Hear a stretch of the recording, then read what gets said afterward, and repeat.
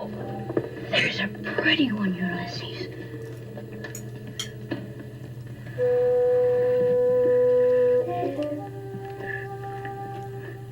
There it is. Hello, I'm Sean the Book Maniac. Welcome back to my channel. Here's time for a quick and dirty, I don't think it's going to be that dirty, but a quick and dirty Thursday night video. I always like to get at least 2 videos up between Friday reads, and I stumbled upon something that would make a perfect, short, little, fun, informative video. And I'm even risking doing it on showered. You probably can't smell me from where you sit, but I also need a haircut and a shave. I'm going to be much more kempt in the morning for my Friday read. Stay tuned for that. But this is the unkempt version of Sean the Book Maniac to tell you about a new to me literary prize. It's the 26th annual, so where the hell have I been? I think it's a rather obscure prize. I'm not a book prize addict like some people I get to mention, Peg, Eric, but I do think that I'm at least aware of most of them. And this is a Canadian literary prize that's been carrying on for about a quarter of a century. It is the Danuta Gleed Literary Award, and I haven't heard of her. That's just another reason to do this video. It is sponsored and put on by the Writers Union of Canada. I have heard of them, but I'd never heard of the Danuta Gleed Literary Award. So it is for the best debut collection of short fiction by a Canadian author published in English. And so their shortlist for 2022 has just been announced, and I stumbled upon it on Twitter earlier today. There's my Thursday night videos topic sorted.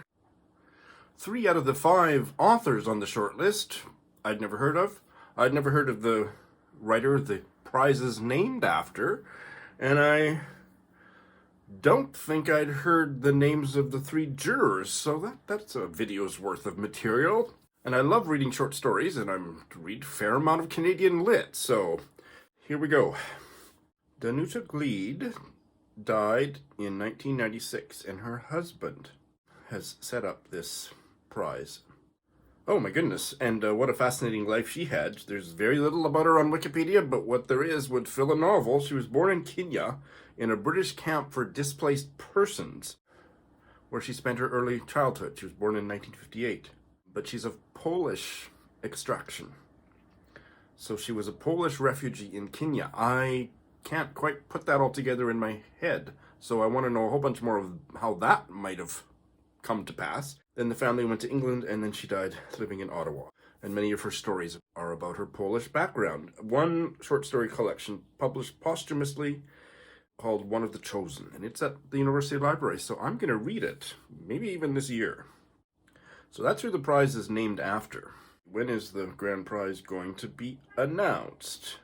May 25th at noon on the Writers Union of Canada Facebook page. The grand prize is $10,000, and there's 2 runners-up, $1,000 each. So here is the short list. The first writer is Nara Alich. I'm assuming it's pronounced Alich, and the short story collection is called Bad Thoughts.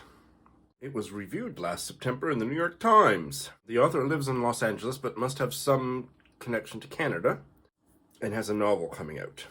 These stories are about people in LA. I'm trying to work through a bigotry I have about LA, and it's fiction, and it's the people that live there, because I'm not into Hollywood, or I'm not into celebrity, and it just seems like such a superficial place. But my top read of last year was published by a writer who lives there, so I need to get over myself. And this might be a collection of short stories to help me. Enough about that. Next is the short story collection called All the Shining People by Cathy Friedman. And Cathy Friedman came to Canada from South Africa with her family when she was 5 years old. I'm looking at it small size on Goodreads, but I think that cover's pretty nice. The stories explore migration, diaspora, and belonging within Toronto's Jewish South African community. Interesting. Published last April. The next 2 I have heard, and this very next one I tried to read and I didn't make out so well, and that is Kim Fu's Lesser Known Monsters of the 21st Century. It was on the Giller long list, maybe even the short list. And I loved the first story. It's one of the best short stories I read last year. The rest of them were way too speculative for my taste, but if you don't have that prejudice, you might have already read it and loved it. Certainly Lindy is a big fan of this book. And the next one is Rawi Hage, his new collection of short stories from last year called Stray Dogs. I read his novel from earlier in his writing career called DeNiro's Game. Is that what it's called? DeNiro's Game? Yes, and I quite enjoyed it.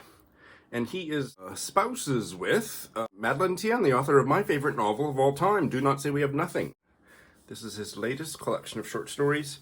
I believe Lindy has read it and quite enjoyed it. I think she might have even loved it. And finally, the last one on the short list is a collection of stories by a Palestinian-Canadian author, Saeed Teebi, her first Palestinian. And it's about the experience of Palestinian immigrants to Canada. Oh, that's a simple, quite attractive cover, I think. Saeed Teebi is a writer and lawyer based in Toronto. Well, what a potentially fabulous. I'm assuming if they're on the short list, they are fabulous for at least a sizable number of readers. And 4 out of the 5 are concerning the immigrant experience in Canada. And I want to try all the ones that I haven't already tried and bailed on, and hope not to bail on any of those others. And now, to wrap this up, let's look at who the jury are, because assuming they are Canadian short story writers I should have heard of. Cynthia Holtz, that name is vaguely familiar to me. She's an American-born Canadian author, has been in Canada, in Toronto, since about 1976. As the Canadian correspondent for Business Week, but she has written 5 novels and a collection of short stories. Born and raised in New York City. Sally Ito is, I'm just going to take a wild guess here, that she's a Japanese-Canadian writer, born in Taber, Alberta, currently lives in Winnipeg. Why haven't I heard of her? She has published 3 books of poetry, I bet you Lindy's read her poetry, and a collection of short stories called Floating Shore. In 2018, she published a memoir called The Emperor's Orphans, and also has translated poetry by the Japanese children's poet Mizuzu Kaneko. Oh, she sounds absolutely fascinating. I need to at least read her collection of short stories. And the third and final juror is Jack Wang. He actually won the Danuta Gleed Award in 2021 for his debut short story collection, We Two Alone.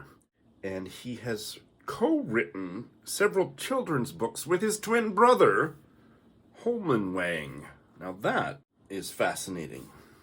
So, a bunch of new writers and short story collections for me to check out, and maybe you to check out, and a new prize to keep track of.